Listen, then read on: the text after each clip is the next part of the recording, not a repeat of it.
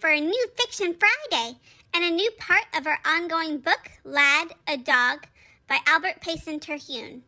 This is part 2 of chapter 3, called A Miracle of Two, where a young invalid girl is staying at the place. Lad took an immediate liking to her, and her to him, and now they are the bestest of friends. Let's see what happens next. As always, the link to the ebook is in the description below. Chapter 3, Part 2, A Miracle of Two. Every day, from morning to dusk, Lad was with the baby. Forsaking his immemorial cave under the music room piano, he lay all night outside the door of her bedroom. In preference even to a romp through the forest with Lady, he would pace majestically alongside the invalid's wheelchair as it was trundled along the walks or up and down the veranda.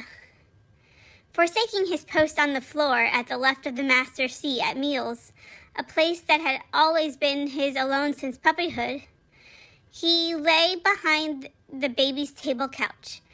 This is to the vast discomfort of the maid who had to step over him in circumnavigating the board, and to the open annoyance of the child's mother.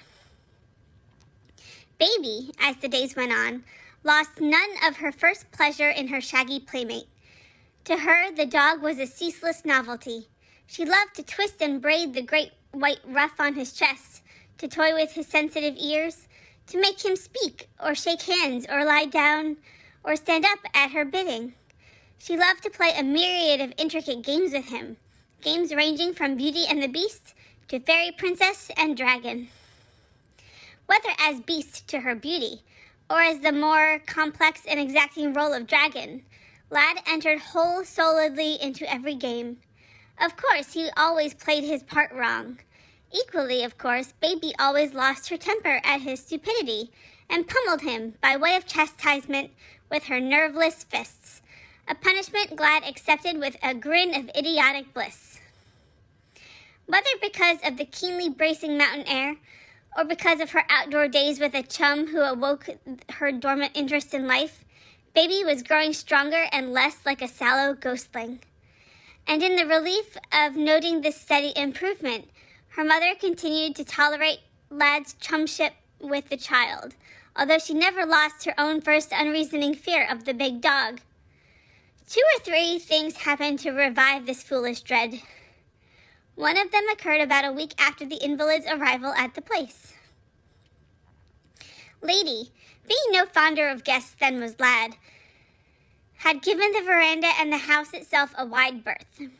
But one day, as Baby lay in the hammock, trying in a wordy irritation to teach Lad the alphabet, and as the guests sat with her back to them, writing letters, Lady trotted around the corner of the porch. At sight of the hammock's queer occupant, she paused, and soon blinking inquisitively, Baby spied the graceful gold and white creature. Pushing Lad to one side, she called imperiously, "Come here, new doggy, you pretty, pretty doggy." Lady, her vanity thus appealed to, strolled mincingly forward. Just within arm's reach, she halted again. Baby thrust out one hand and seized her by the ruff to draw her into petting distance.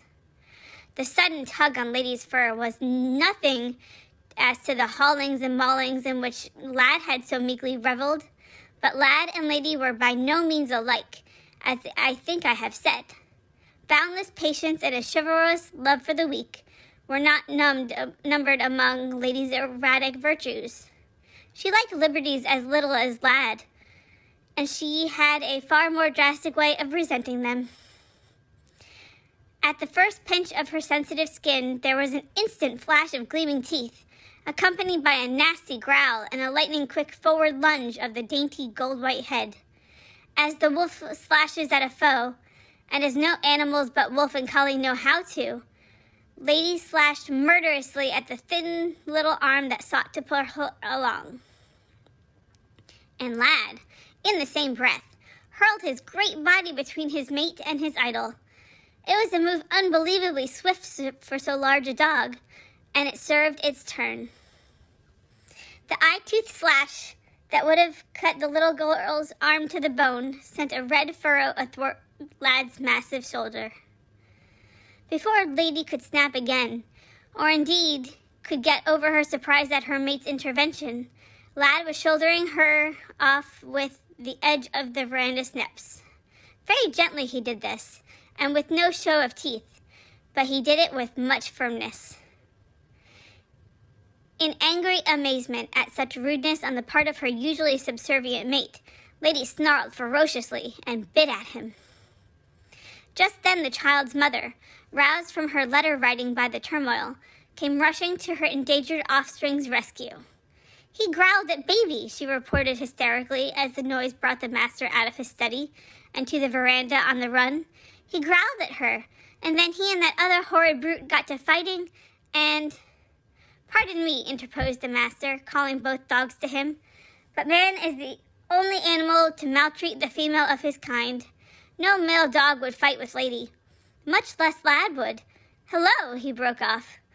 "Look at this shoulder, though. That was meant for baby. Instead of scolding Lad, you may thank him for saving her from an ugly slash.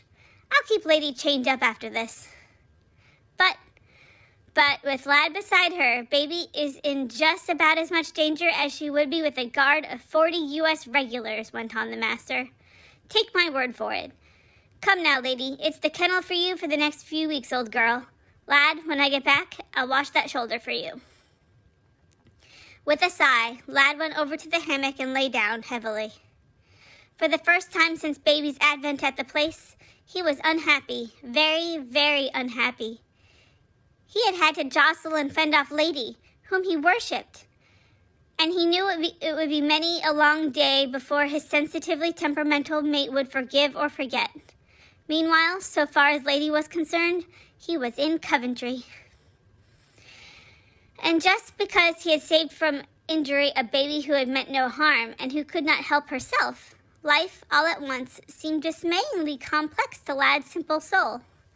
He whimpered a little under his breath and lifted his head toward baby's dangling hand for a caress that might help make things better. But Lady had been bitterly chagrined at Lady's reception of her friendly advances. Lady could not be punished for this, but Lad could. She slapped the lovingly upthrust muzzle with all her feeble force. For once, Lad was not abused by the castigation. He sighed a second time and curled up on the floor beside the hammock in a right miserable heap, his head between his tiny forepaws, his great sorrowful eyes abrim with bewildered grief. "Ah, poor Lad, having to fend off Lady like that. And also, good boy, Lad. My daddy makes sure to gently tug on my tail and ears from time to time, so that if a baby ever pulls on them, I'm not surprised and won't bite at them. I have such a good daddy." Well, that's all for today, friends. Be sure to come back on Monday for our next Music Monday song, and Wednesday for the next entry in our Working Dogs Wiki series. And on Friday, we'll continue this chapter of Lad. Thanks for hanging out with me today.